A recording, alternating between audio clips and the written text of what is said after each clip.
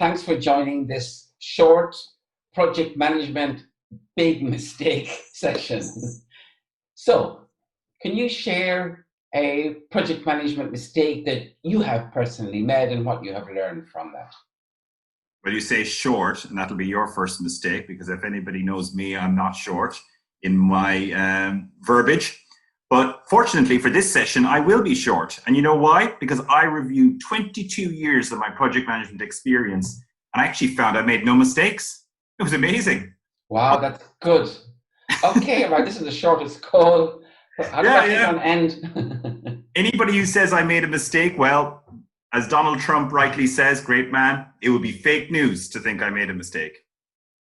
But anyway, to get on to the real meat of this session, I'm Peter Ryan, and I'm not a classic or waterfall project manager. I'm not an agile project manager. I like to think I'm a consequential project manager.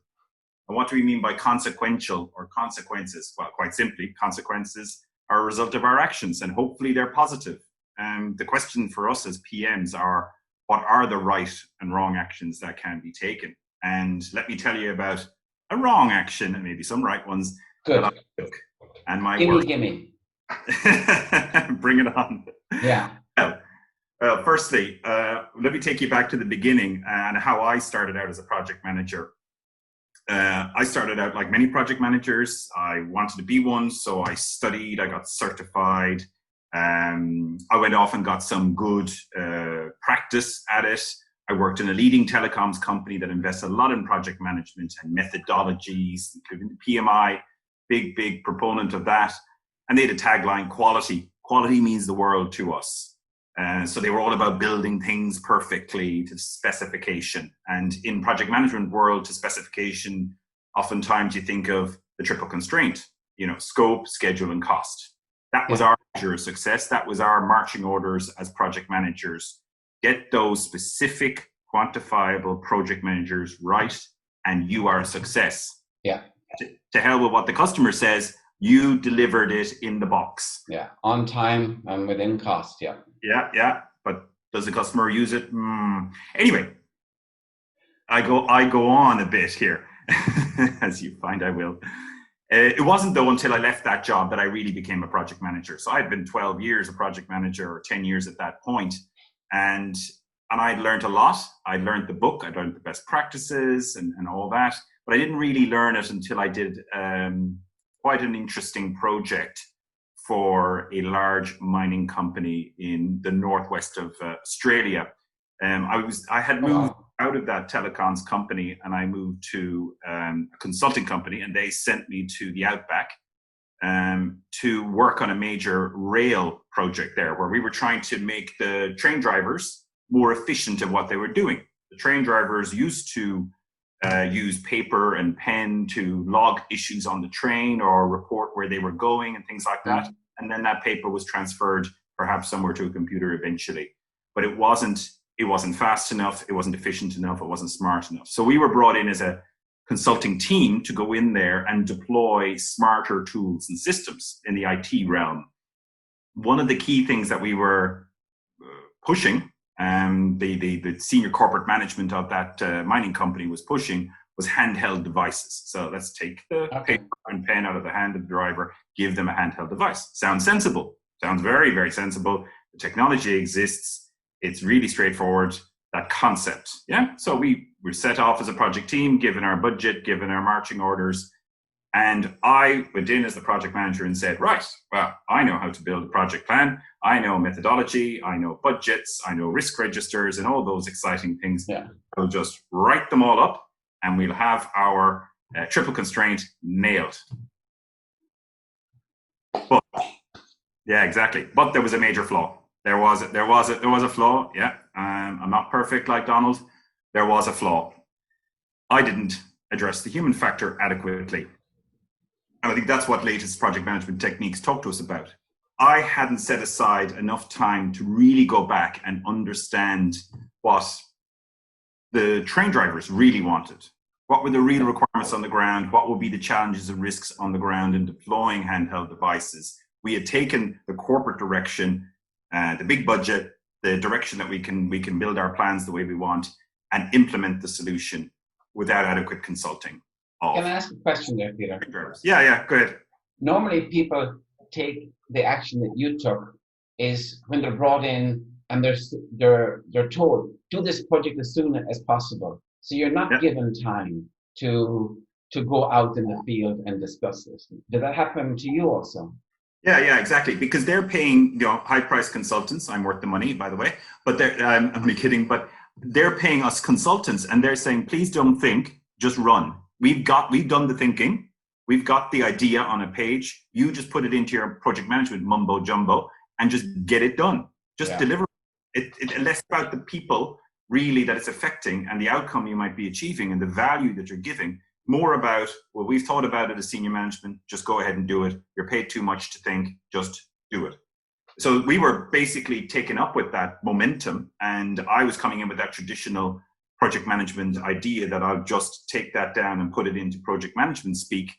But then luckily I was spent some time, and it was fairly rare that I would be spending that time with some management and supervisors in the train yard itself. So I was there in the middle of a desert, you could say, in Northwest Australia. And this train supervisor could see me coming out with my flashy sun, protective gear, clearly never used before, the high vis vests and the shiny shoes and things like that. And he came over and said, here's another consultant to talk down to us and tell us what we should be doing. So he went over and he put his arm around me and he said, just come over here, Mr. Consultant. I want to show you something. I said, okay, thank you very much. Is this the coffee machine or what?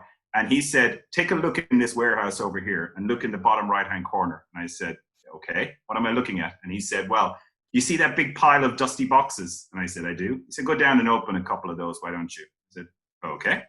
I went down and I opened the boxes and I found a whole bunch of handheld devices. Quite, dusty and old-ish. And I was there, okay, so what's going on here? We didn't order any devices yet. We're just, coming up with the plans to do that. And he said, that was the previous consulting company that came in here and tried to deploy those. They failed. You can go off and back down to Perth, build your project. But when you come back here, we're never going to use those. And I said, okay, that was daunting. I wasn't aware that there'd been a failure before it. So he just said, good luck to you. And I said, well, thank you for that. And practically, I said, let's have a chat about that. I just want to understand what went wrong.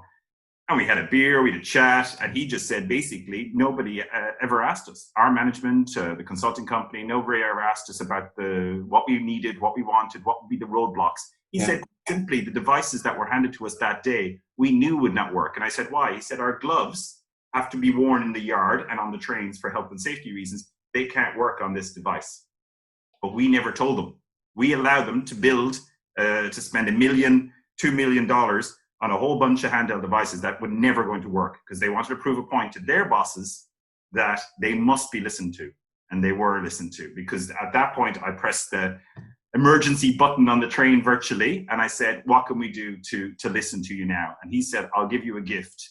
Instead of spending a day or two up here, giving us PowerPoint shows, why don't you come up here and live with us in our camps and travel the trains, and we will give you the right to listen to us, experience that, and we can explain some of the roadblocks, maybe some of the things that we seek, and maybe it can be a win-win, to be honest. Corporates can get what they want, you get what you get what we want.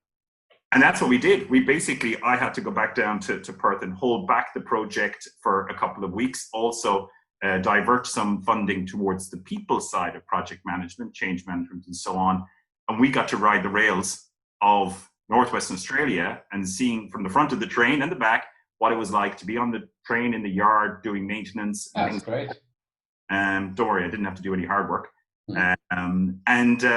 And then we realized that we had won their hearts and minds, and they were willing to engage and willing to help us tweak those requirements. And eventually, yes, they got what they wanted, the corporates and the train drivers.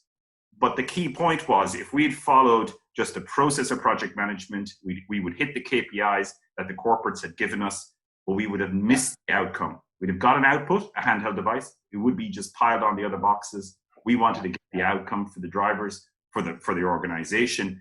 And it taught us that people change management, and the people side of project management is really important and needs more focus more and more nowadays. But it doesn't mean that the process side is wrong either, right? You just have to balance it. I like to call it art of people focus and the science of getting the project management process correct. Great.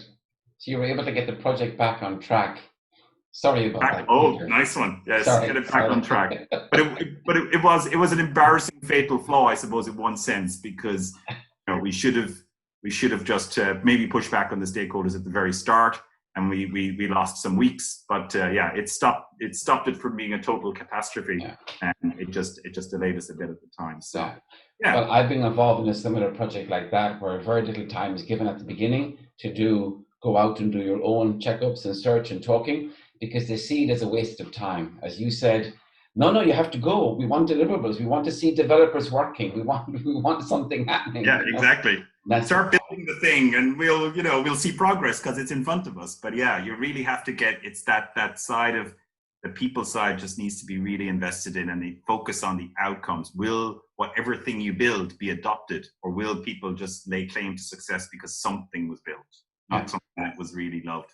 That's true. I even saw one example where they finally fixed the deadlines for the project, and then the customer came along and said, okay, let's say it takes 14 months.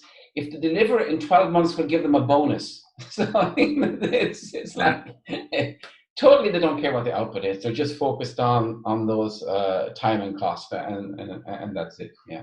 Exactly. Okay, Peter, that's brilliant. Wow. Great. Thank you for this opportunity to reflect. No, brilliant. Actually, just one more question. How long were you in Australia for?